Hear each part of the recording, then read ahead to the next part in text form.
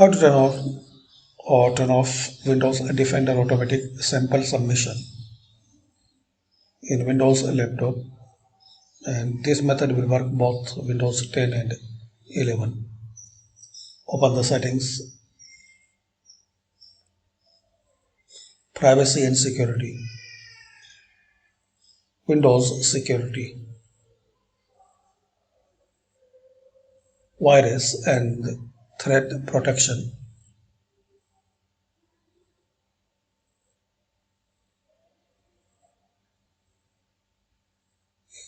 manage settings.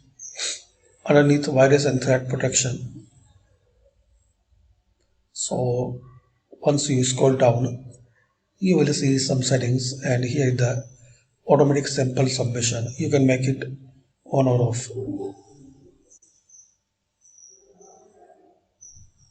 That's it. Thanks for watching.